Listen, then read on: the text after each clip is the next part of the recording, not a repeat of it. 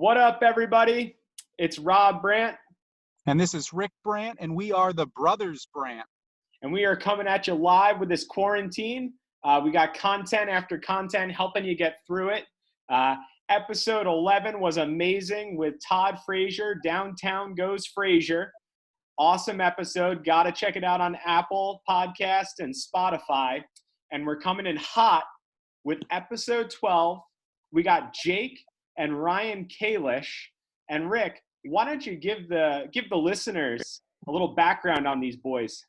Rob, it would be my honor to introduce these two gentlemen. Monmouth County natives from New Jersey. Ryan Kalish, star athlete in high school, was named High School Athlete of the Year back in 2006. Same year, he was drafted by the Boston Red Sox out of high school. He accelerated through their minors, eventually made his debut in 2010, where he was named by the organization as their Rookie of the Year. He spent years there and then spent some time in Chicago with the Cubbies. His younger brother, Jake, not to be outdone, went to Red Bank Catholic's rival high school, which is where Ryan went to. Jake went to Red Bank Regional, dominated in high school, then went to George Mason University. He pitched, he hit, he did everything in the Atlantic 10 Conference. And then in 2015, he was drafted by the Kansas City Royals. And in my opinion, he's just a few weeks away, or at least he was a few weeks away from making his MLB debut. Also to note, Rob, Jake pitched for Team Israel in the World Baseball Classic in 2017, which I know we both want to hear more about. Awesome. I love it. All right, so I'm gonna start off with a hard-hitting question right here. So Ryan and Jake, you guys can both answer, but Ryan, I want to hear your opinion first. What was it like growing up in the Kalish household, being that you guys are so competitive? Whoa. Well, I think it was funny. I think early on we fought a lot through all of the competition and just like pushing each other. But as we grew up, I think that kind of faded away, and we kind of realized that, okay, there's something special going on in this house as far as baseball is concerned.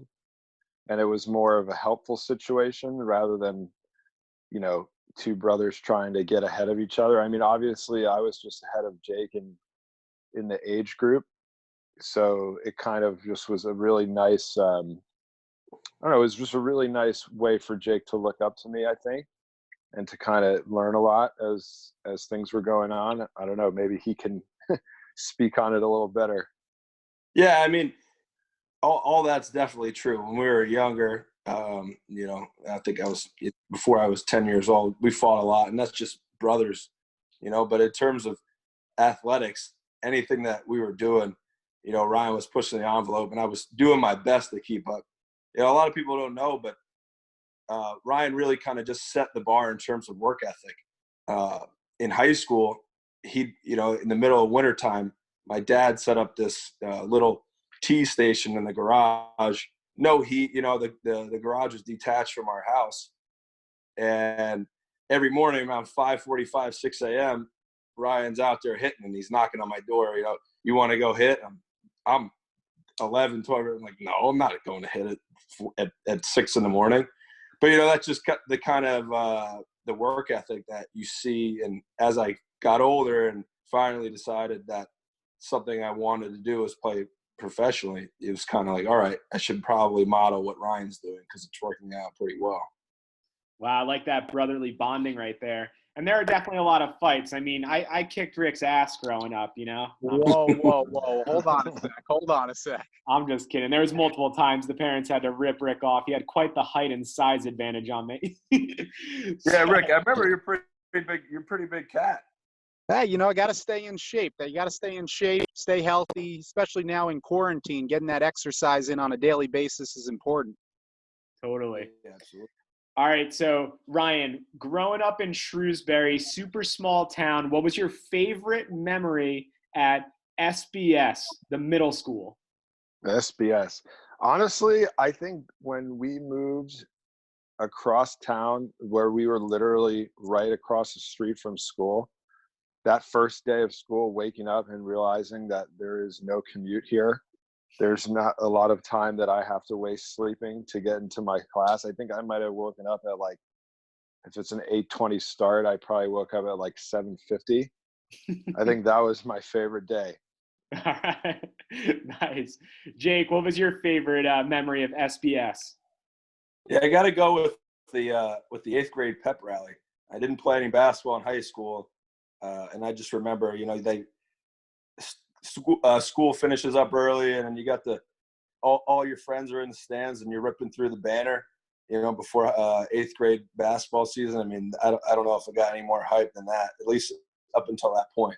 Okay, and that was your finale. You peaked at basketball eighth grade. Yeah, I peaked. You know the saying, peaked in high school. I peaked way before high school. So. That was like me in baseball. I peaked in sixth grade. So. Yeah, exactly. All right, cool. So, Ryan, what was your favorite memory at RBC, Red Bank Catholic? Red Bank Catholic, man. I feel like every single Friday night football game, I can't really specify one in general, but just the amount of attention and love that we got for playing football, and just the way those games were, and like looking back now, they're so precious. There's one a week for like 12 weeks, and that's it. And the amount of hype that goes with those games, and yeah, just the bondage that you have from those type of team atmosphere is something that I don't really think you can replace. Yeah, it's just to dive in on that. Obviously drafted by the Red Sox out of high school, but I wrote down in the notes star football player, star quarterback. And didn't you have Donald Brown on your team as well? Donald Brown graduated, yeah, so he was a year ahead of me, but we played on the same team for a few years, and playing alongside that kind of an athlete was something special. That's awesome. That's awesome. And then tell me about the graduation ceremony. Is it true that you didn't wear a hat, you wore a Red Sox baseball cap? No, so what was true was that we were aware that the Red Sox were eyeing to take me. Mm-hmm. And so I had to have my cell phone on me during the graduation, right? So we're walking in, and it's literally like as the it's starting to happen. Everyone's starting to proceed into the auditorium. Huge, at Brookdale. I mean, it was just such a big place. I get a phone call. So I had the hat snuck in my back pocket. And so what I did was like, I got the call. My parents were in the stands. So I had the hat, and I took my hat off, put the Red Sox cap on, and then like made my way to my parents through the crowd, and everyone kind of realized what was happening. Wow. And everyone stood up, and I got a huge standing ovation before graduation even started. That's awesome. And then yeah, just to elaborate on it, I remember because we were in the stands, and I hear like some rumbling coming underneath, and I turn to my mom and dad. I'm like, he just got drafted, and they're like, you think so? And then sure enough, he comes out, he got the hat on. That was a pretty special day, 100%. That must have been so cool watching it too, and watching that unfold. And then Ryan, so you get drafted, and walk us through the emotional roller coaster at 18 and how that impacted your life. All your friends are heading to college, and you're going to go play minor league ball. Yeah, I mean, if I'm being really honest, Jake will probably remember this. I was freaking out. I was not. I was not like super ready for all of it to happen, especially once. So I ended up holding out for most of the summer to get more money. That's kind of how it worked. And I waited all summer to sign. So I was like getting in this nice groove. I had my girlfriend at the time, and I was hanging out at the beach, and they were just relax. And I was like, okay, cool. And then I think it was just this random day they called me, and they're like, okay, you're leaving in 2 days to go to Florida and start my career. And I just personally I panicked, I didn't know what was going on. I didn't feel very comfortable leaving the regular routine of what it was like to be a kid and to kind of step away from, everything that I knew, and obviously go off the same path as most of my friends. So in the beginning, it was very, very difficult for me, but it was the best decision I ever made. It was once I got into the groove of the baseball and stuff, I found myself to be a lot more comfortable, but it was a little weird at first, for sure. Gotcha. Yeah, I have no idea what that would be like. So I would Yeah. imagine it was a roller coaster. Now, Jake, you went to Red Bank Regional and then George Mason. Walk us through your high school career, then playing D1 ball. I want to hear about it. Yeah, well, my high school career is a lot different. Actually, I think Rick can kind of attest to this too. I remember playing football my freshman year, and looking back now, I wish I had played all 4 years, but you can't go back in time. And I think, Rick, you're my first varsity completion. You were my first varsity completion. I remember on Thanksgiving Day. Jake, that was a slant across the middle. The ball was put on a dime, and I think I was probably most heartbroken to find out you weren't going to be returning next year on the field because you had everything that a quarterback needed. I remember that throw to this day. I swear. I think I might have told that story when I'm starting to get a couple too many Bud Lights in me. I think that's what happens. But yeah, so it was different. I remember making the decision not to play and being real actually going back to school that next year for my sophomore year of fall. I remember being really nervous because I thought there was a lot of expectation. And I'll never forget Coach Olson, whoever knows Coach Olson out there, big guy, intimidating guy, sophomore. I'm 15 years old, and he's the first guy that sees me in the auditorium, in the gym, and I'm like, oh gosh, he's going to rip me apart. And he was like, I totally respect your decision because I know what you're trying to do. Ultimately, it worked out being the best. I had a great high school career. Almost won state. We went to the state finals back-to-back year, my junior and senior year. I actually got shelled my junior year in the state championship. I'll never forget that. And I felt that was a tough time. But I really saw the program change from my freshman year to my senior year. Freshman year, I think we won maybe 5 or 6 games, a little bit better my sophomore year. But then junior year and senior year, we had a lot of good we had a bunch of good guys on the team and added in a couple of key coaches that helped surround Depot, Coach DePaulo, and we really took off.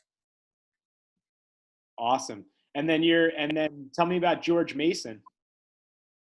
Yeah, George Mason was.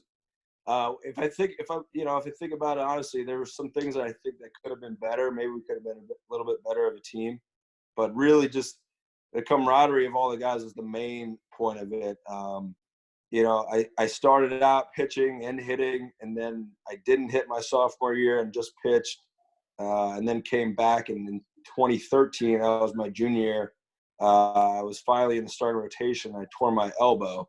I think that was March that happened. So I ended up having Tommy John and missed the rest of the year. And then the next season, actually that same year, we had been told that we were switching conferences. We were currently in the CAA, and then we were told we were switching to the A10, so we were ineligible for the CAA tournament that year, which was a major, major blow to our team. But then to combat that, the next year in 2014, we were first year in the A10. We actually came back and won the whole thing. And I pitched 9 innings in the championship game, in the Atlantic 10 championship game, and got the win. So that was really how it came full circle. Then obviously the next year being drafted was just phenomenal. And what round did you go in the draft? I went in 32nd round, and that was a tough day. It's a funny story because I'm sitting in North Carolina. My parents had moved to North Carolina like 2 or 3 years prior to that, and I'm down there playing golf. I'm trying to keep my mind off it. I'm scrolling on Twitter.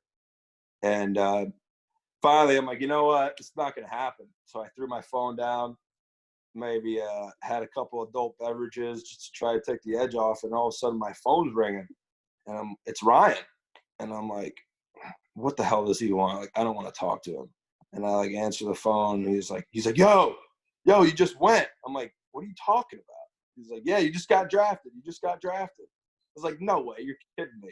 And then sure enough, I got as I'm on the phone with him, I'm getting a Missouri number calling me. So I had to take that, and they told me I was drafted, and I was just incredible to just have it all kind of come full circle. Wow. So Ryan's your agent too, right? Yeah.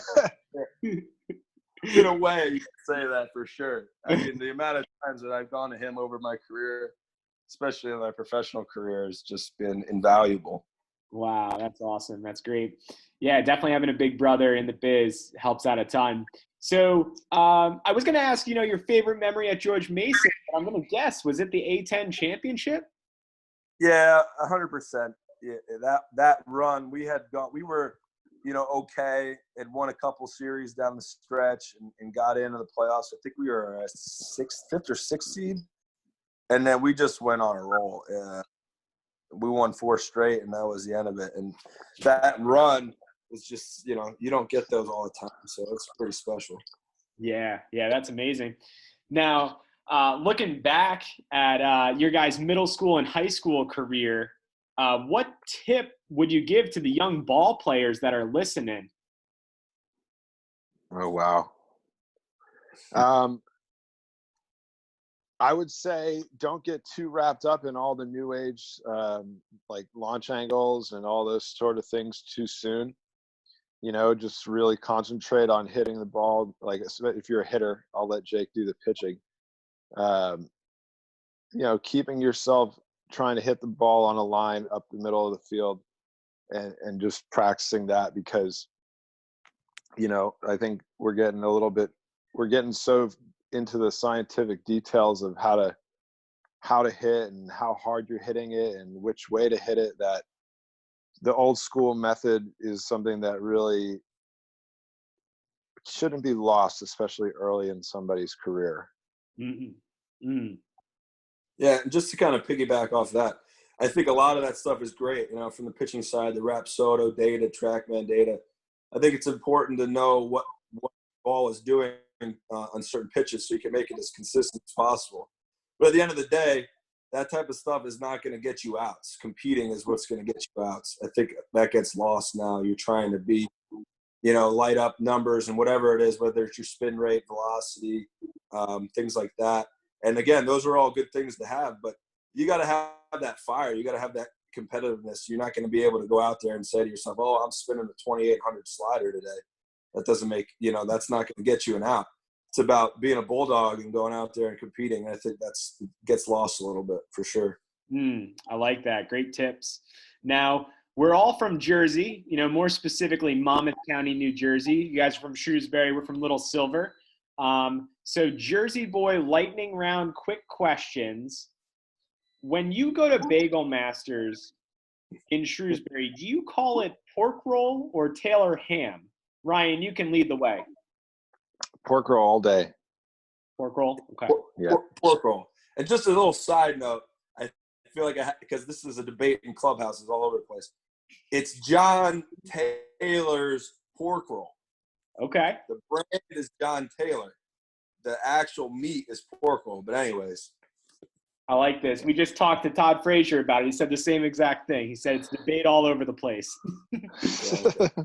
All right. So next question. When you go to Bagel Master order, I'm curious for this because I'm going to have to try it out. But what is your order? What do you guys order? What's the go-to at Bagel Masters? Oh, man. If I'm really going for it, like after you're going for it, Ryan. All right. So on a hard roll, I love the pork roll, egg and cheese, salt, pepper, ketchup, and then also an everything bagel toasted with cream cheese. Oof. 2 bagels. Yeah, two. Like I said, if I'm really going for it. All right. So guys, I want all the kids to know that if they just have that diet, they can play professional baseball. I wish. Jake, what's going on? What are you ordering at Bagel Master? Oof. Well, if I'm really going for it, I'm getting an everything bagel, pork roll, bacon, egg, and cheese, salt, pepper, ketchup. And then I'm also going to get a Master's Grill on an everything bagel. with Dude, macaroni side salad. You going for the grand slam over here? Yeah, you don't mess around. Oh, Darren know, loves you. Darren loves you. Yeah, Ryan actually worked for Bagel Masters one off season. He was right, Ryan? I was the delivery boy. Man, that's pretty awesome. Yeah. Yeah, so he's bringing home I remember him bringing home 12 bagels every other day, and I'm just sitting there just one after the next, I think for a 3-week stretch there in the middle of January. I'm eating nothing but everything bagels. That was a good time. Couple World Series rings and a highlight of working at Bagel Masters. Fits right in there. I like it. So. Yeah. All right. So is there a Central Jersey? If so, where? Yeah, there's a Central Jersey. I mean, our area, Red Bank, Shrewsbury, I would say down to Tom's River. Okay. Mm-hmm. Right? Yeah. And across. Okay. Yeah. Yeah, 100%.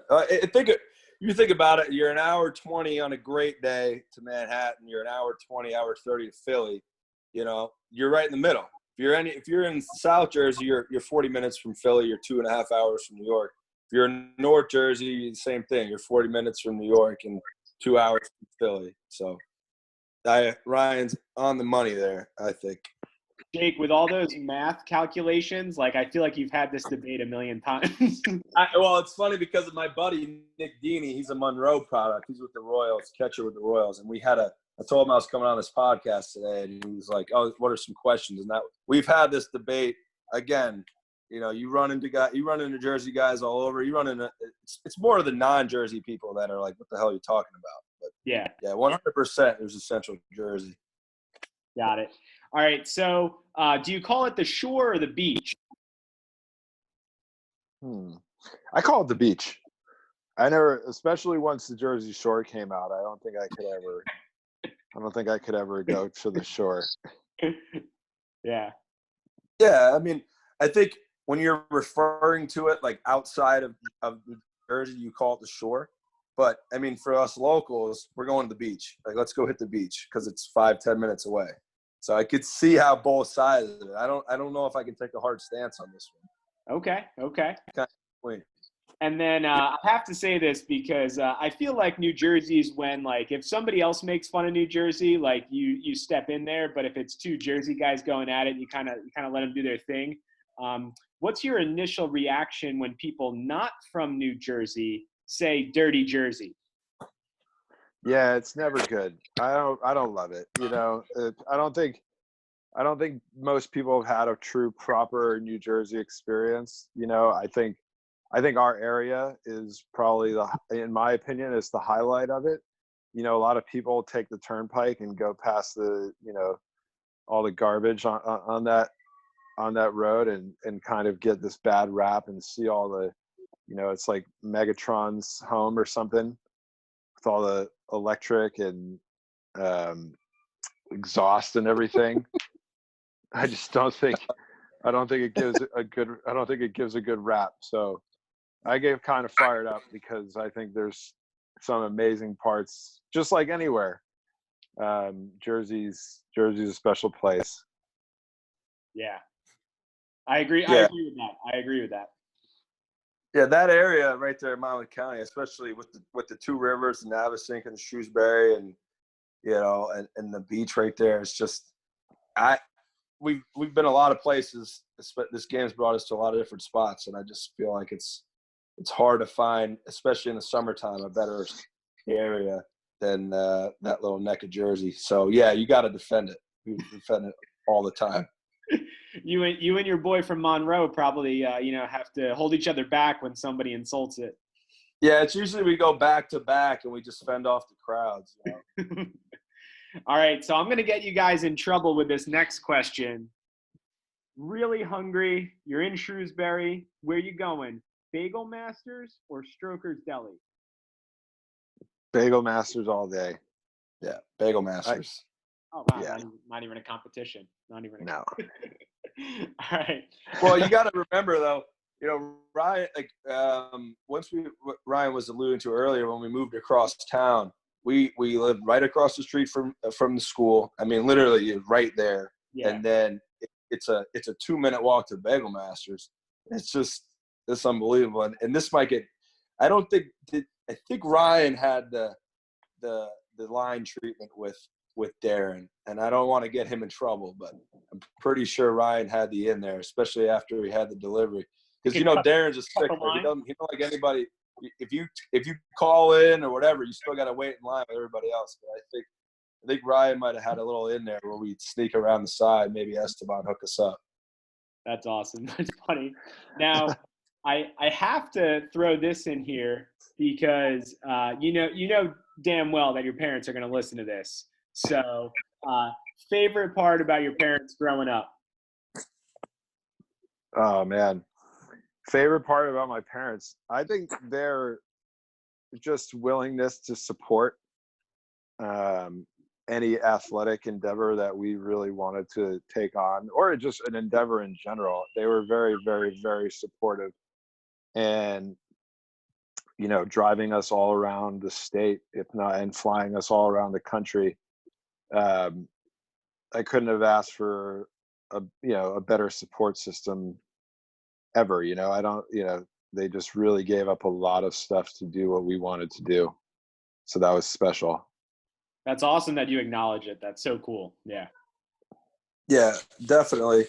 Yeah. Another thing too is the accountability that they kind of held on us. It was kind of up to us if we wanted to take on something, especially when it came to athletics, baseball especially.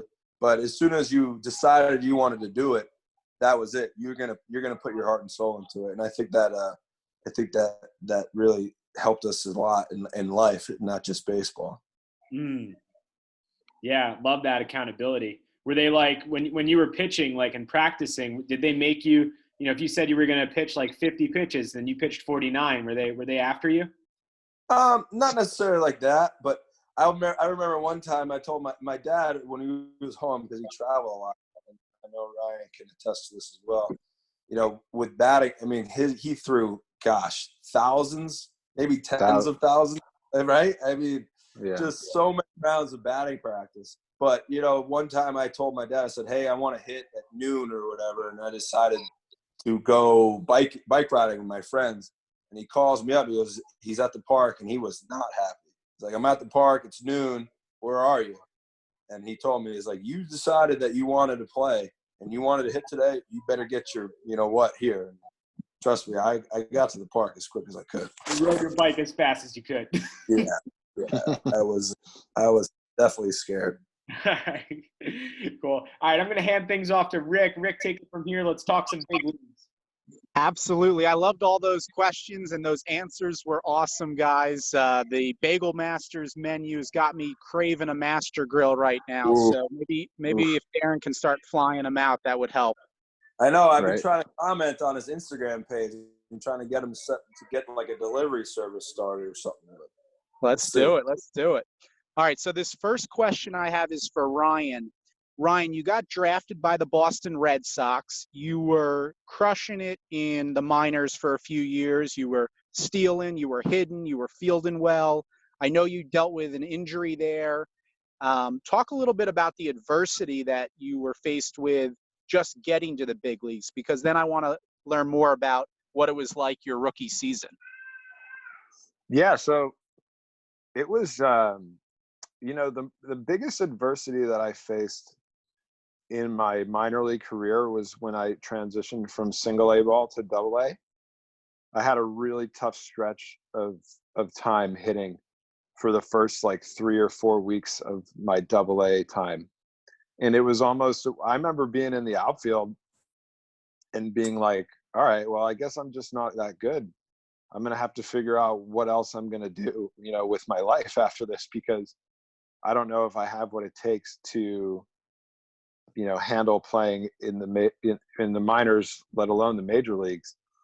But, kind of like anything else, I grinded it out hard, and I really worked really hard at my craft. And like I said, after about 3 or 4 weeks, things really turned around. I think I batted like 133 for the first 3 or 4 weeks. And then the rest of the season, I think I batted like some 350 with a bunch of homers. And and whatnot. But that was definitely like the biggest challenge for me, was kind of figuring out, okay, like now we're at AA. Do I have what it takes here? And proved obviously that I did. Wow. So it was more mental, it sounds like, maybe than it was physical, what you had to overcome at that point. Definitely, man. It was definitely in my head. I remember having, teammates, older teammates in AA that were like, dude, it's all in your head. Just keep swinging, just keep swinging. And it was funny because I always kind of got this rap that I was very strong mentally. But really what I was really good at was kind of keeping myself looking composed on the field. And then behind closed doors, when no one was looking, that was when I would unravel and freak out and panic about if I had what it took. Wow. Thanks for sharing that. Thanks for opening up about that. Most people and players probably are a little nervous to say something like that, but I know Rob and I appreciate that. So do our listeners. I want to know though, when you got to you were 22 years old, you made your major league debut in 2010, and you just were stealing bases, hitting grand slams. What was it like at 22 to be on the big leagues? Man, it was more than a dream come true. It was I don't even know what to say. Every day was this new Christmas. You're going to all these fields. I don't know, like, you're going to all these major league fields that I watched as a kid growing up. Not to mention the team that I was on was a very heavily veteran based group of like really, really long time major league talent. So going to the park every day, I was learning a ton of stuff.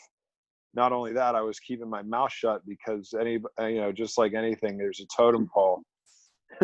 And being a 22-year-old youngster actually Tim Wakefield was the oldest on the team, and he was 44. So literally had somebody on the team double my age.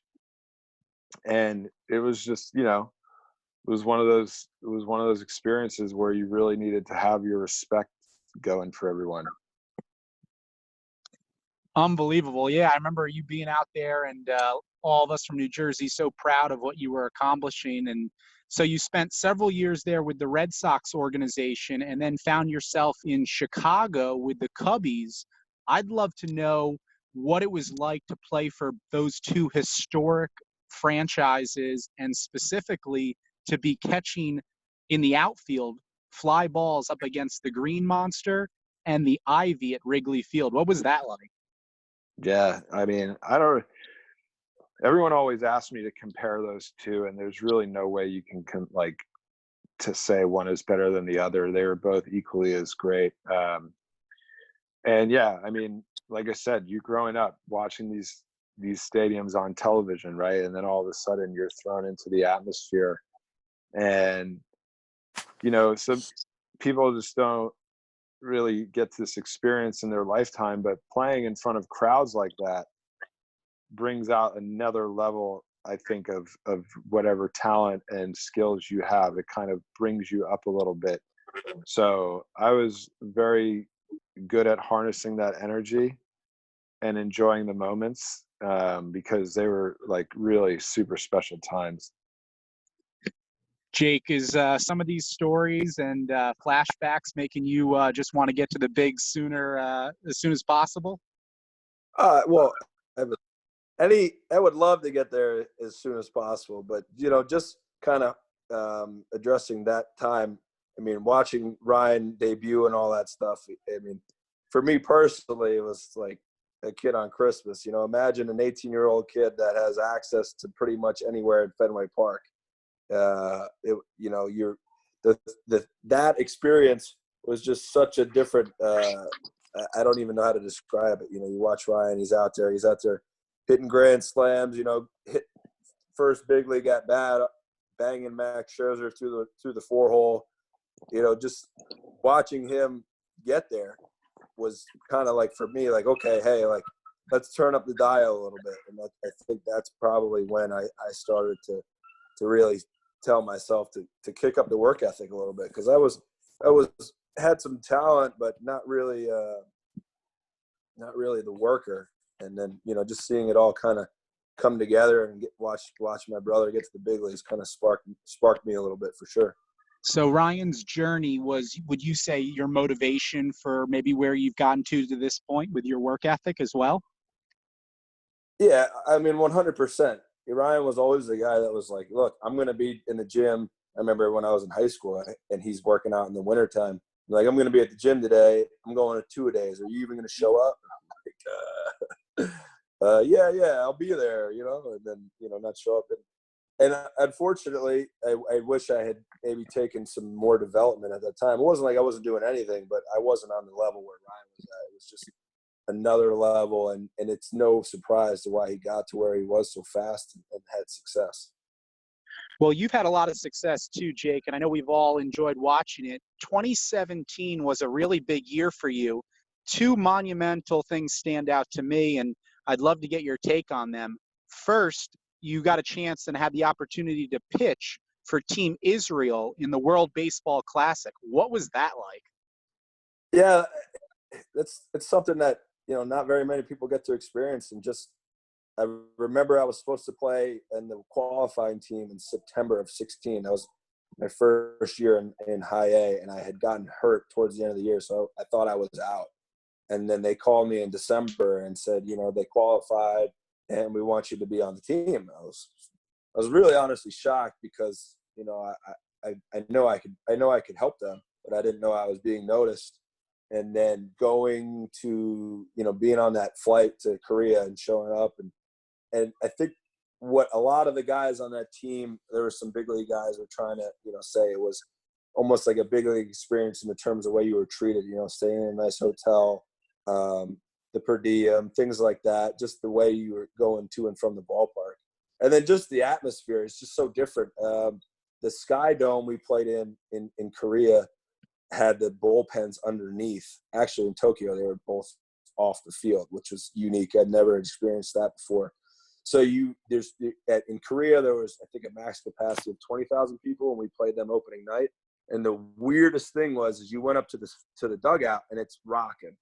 But you go down to the bullpen, and you couldn't hear a word. It was like you're sitting in church. It was crazy.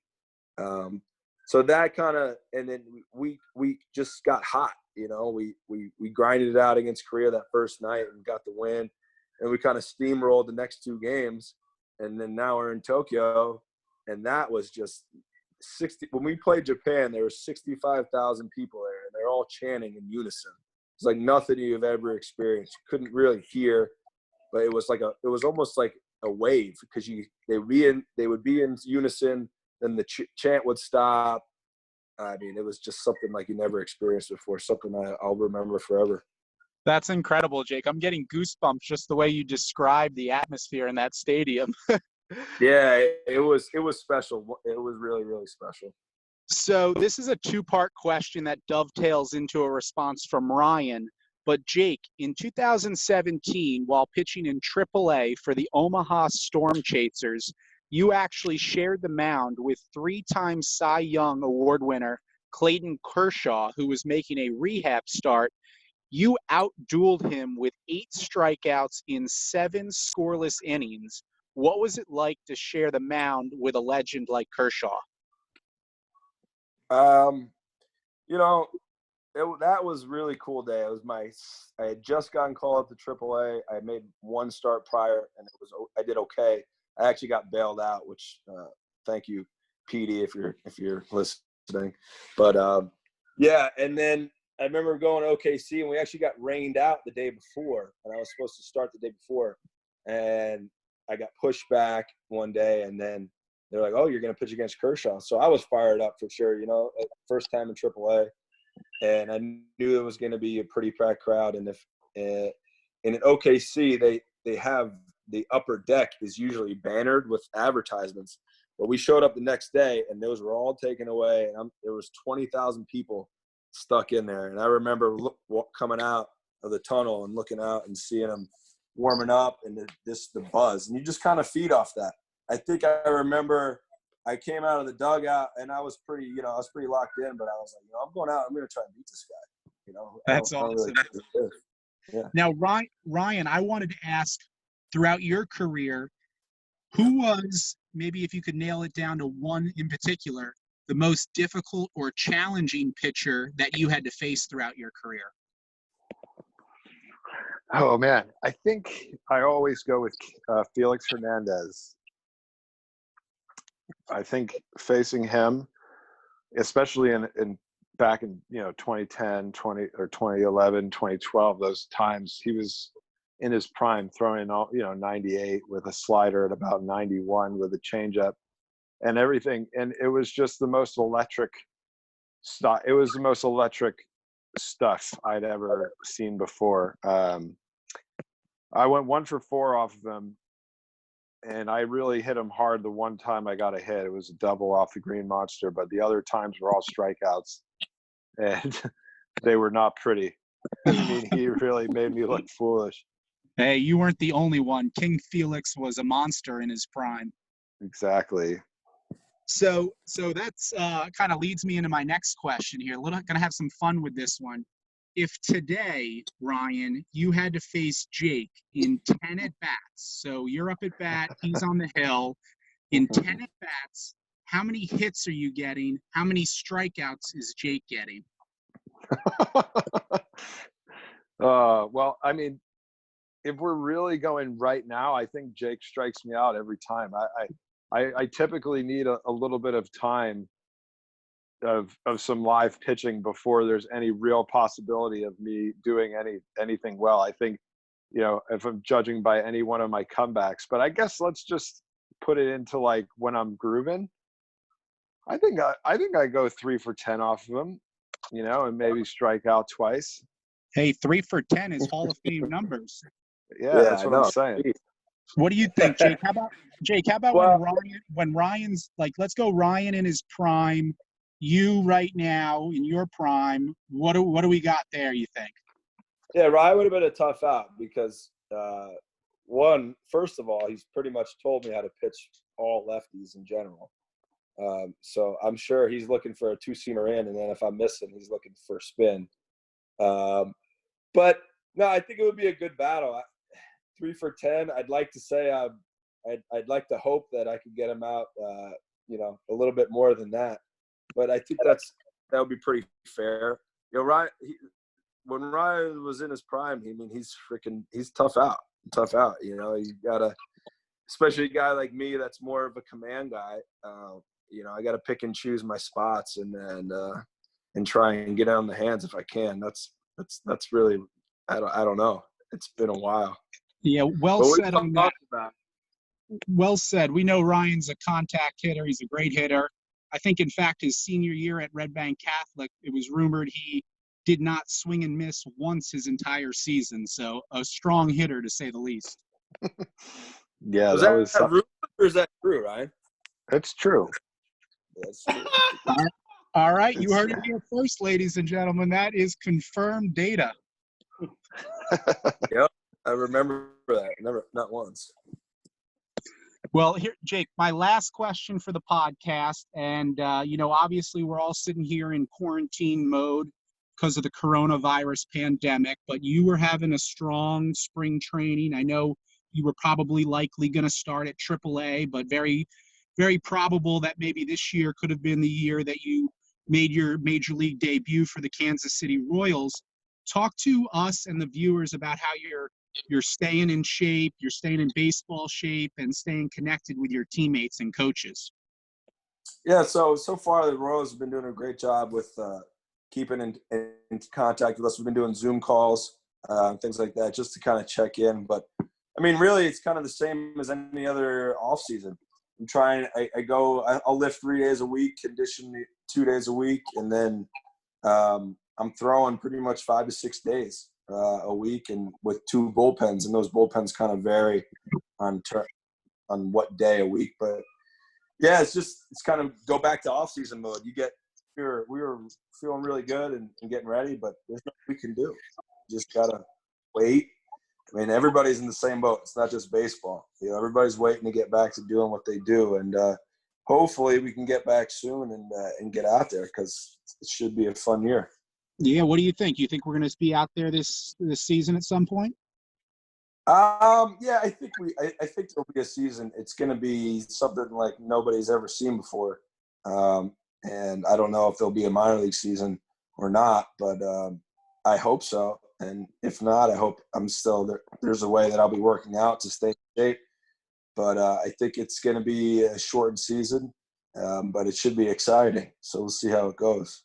Yeah, I hope so for all of our sakes we get back to playing some ball. And before I let you guys go and we sign off here, I just wanted to make a note too. Ryan, you've been staying busy since you retired a few years ago. You've been working and owning a company with a couple friends, you said, Birdman Bats. Give the listeners a little bit of information about Birdman Bats and what you've got going on these days.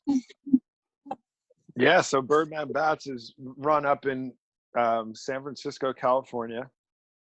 It started out of my buddy's basement, and now it's made its way to a warehouse. And we're a competitor. We're trying to compete with the Maruccis, the Louisville Sluggers of the world, and establish ourselves as one of the main brands in professional baseball. We specialize in being a little bit funky. Our logo is definitely a little bit funky. For all the listeners that are out there, you check out birdmanbats.com. You can check it out for yourself. The sketch is half man, half bird, and it literally is put there to kind of keep you loose. It's supposed to be a bit of a funny sketch so that when you're about to go hit, you can look down and remember that you're meant to have fun out there. So that was the main squeeze there. And I've also, since retiring, I've become a Pilates instructor. So getting in myself into the fitness industry. So I've been teaching Pilates. I still do teach. And I did some player development work for the Los Angeles Dodgers last year.